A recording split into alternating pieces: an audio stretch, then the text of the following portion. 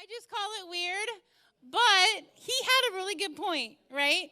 Because we're supposed to be bringing Jesus everywhere and not having this little check-off box that we keep separate from the rest of our entire life. I call it pancakes and waffles. So I need to hear from you guys because you're going to find out if pancakes or waffles are better in a minute. But until then, I want to hear from you. So if you are online, go ahead and put it in the chat. If you are in person, you're actually going to stand up depending on which one you're voting for. So who are my waffle people out there? Who thinks waffles are superior to pancakes? Let me see it or type it in the chat if you are online. We got some energetic waffle eaters. All right, have a seat now. If you are a pancake person, let me see you. Who are my pancake people?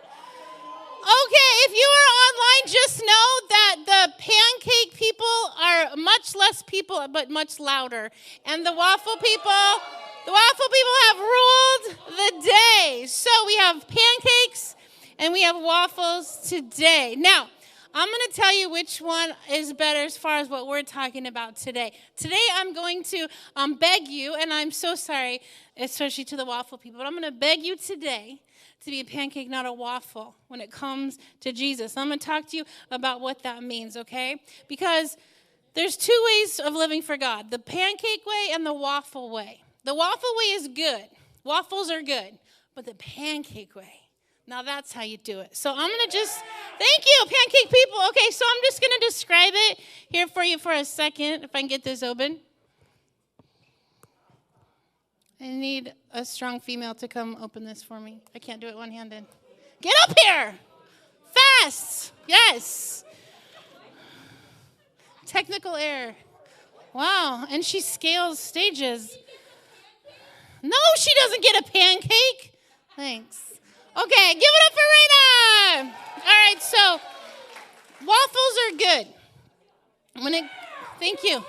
When it comes to your walk with Jesus, but I'm going to show you how pancakes are so much better. Okay, so you know how waffles have the little squares in them, and that's how if you're living waffly for Jesus, this is how you are living. You're like, well, I do my Devo, I put it in that little square.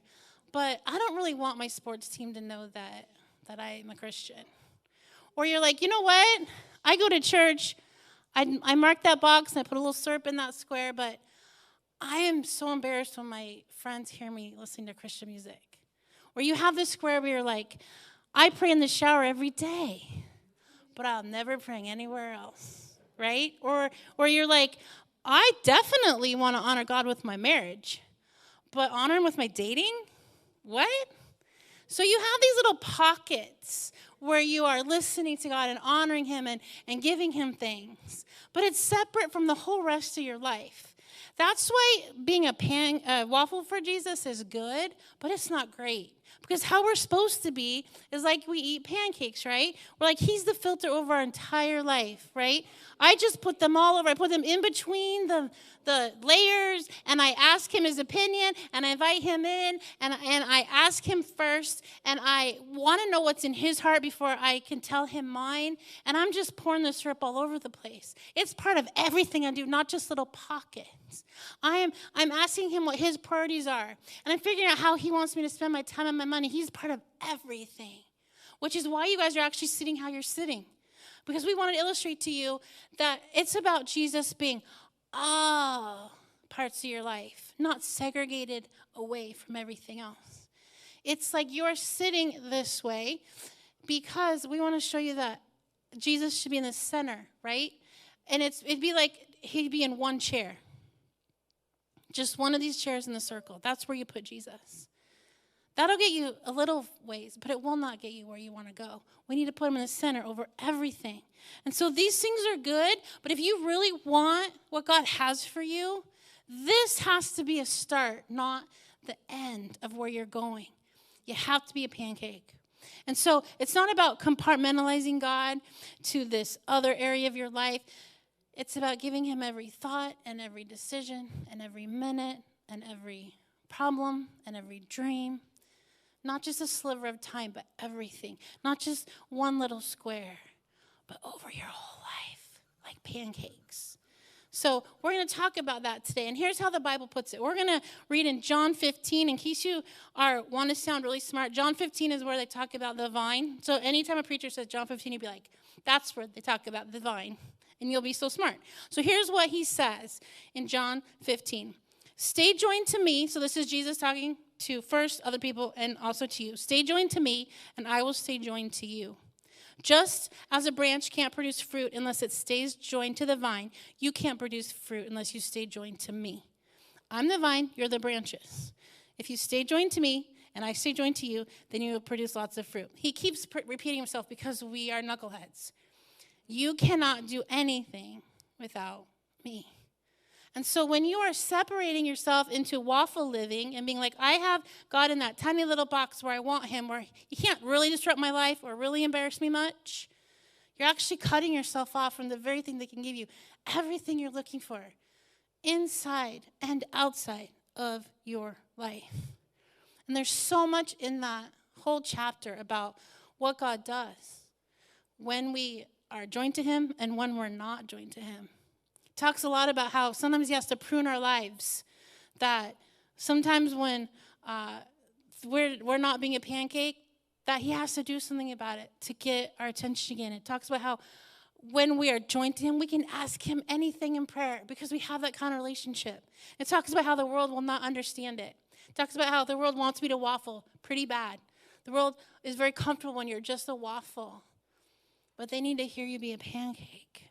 And there was a version of this verse I want you guys to see or read if you're online. So go ahead and put that slide up. And this is a different way to say this verse. It says, without my Savior, I'm a total mess. Literally. That's the perfect way to summarize the verse that I read before. Without my Savior, I'm a total mess. Literally. You can't do anything apart from him. And so we're going to talk about that today. If we want anything good in this life or the one that comes after this life, we have to bring Jesus into our life and into our day. Not to little pockets of it, separate from everything else, but all throughout the day, like a pancake. And so my title of this sermon is Pancakes and Waffles, but the subtitle is Bring Jesus into your ... Whatever that is for you, right? Whatever you need to bring him into, whatever the squares are that you're not putting syrup in, wherever those parts are that you're not letting him have access to. We're going to think about that and talk about that and brainstorm together tonight. And you remember back in the day, almost literally a year ago right now, when we had to move everything online because all of a sudden there was a pandemic and you weren't going to school and we had to move youth ministry online and we're like, what? And there was a lot of racial tension, and we were doing everything online, and so I actually put a message on there about how to bring Jesus into your protest. Like literally that ... can be anything. How to bring Jesus into your protest, because I was watching Christians stand up for what Jesus would have, which is racial issues, but not in a way he would have. And so I talked about how do you bring Jesus into your protest? And so we're going to talk about that tonight. How can you bring Jesus into your ... How can you be physical in this world but live supernaturally? And how can you honor heaven while you're on earth? And how can you have your priorities and things you want be alongside his priorities and what he wants? How do you go about your daily life but supernaturally? So we're going to talk about and answer the question, how to bring Jesus into your ... So I'm going to help you to be a pancake today. So here's how this is going to work. Whether you're online or in person, what we're going to do is we're going to break up into groups, and we are going to figure out how to bring Jesus into whatever it is you need to bring him into. I've got some topics and leaders ready to help you with that, but if you have something that's not on the list, please do it. So in a second, I'm going to release people in this room, but if you're online, listen to the topics or add one. You can add it in the chat or you can text your leader, and you're just going to do the same thing we're doing, but at your house instead of here. And if you want to FaceTime in later for the sharing time, let your leader know that. So here are the categories we have, but you're going to come see me if you have a different one where you're like, I need help bringing Jesus into my whatever it is. Okay, so pick one of these, find that leader, and then you're going to go somewhere and brainstorm with them. So here's the topics we got. How to bring Jesus into your sports team, your weekend, your dating relationships, your friendships, your home life, your future plans, or your school. So think about which one of those you want. I'm going to tell you which leaders are going where in a second, but I just want you to brainstorm. You can think of ideas. You can just pray about it together. You can come up with a plan. You can find a YouVersion about it. You can find a verse that you can memorize to help you with this. However you want to use that time, you're going to figure out together how to bring Jesus into your whatever it is. And then we're going to come back here and we're going to share what we came up with. So if you are online right now, we are going to say goodbye. You're going to go think about that, pray about that, figure out how to bring Jesus into your blank, and then you can join us later on FaceTime or let your leader know how you're doing, and we will pray for you and be seeing you and helping you bring Jesus into that part of your life. So everyone say goodbye to online. We think you're amazing. Happy brainstorming, and we can't wait to hear what God has you doing. Okay, so if you are...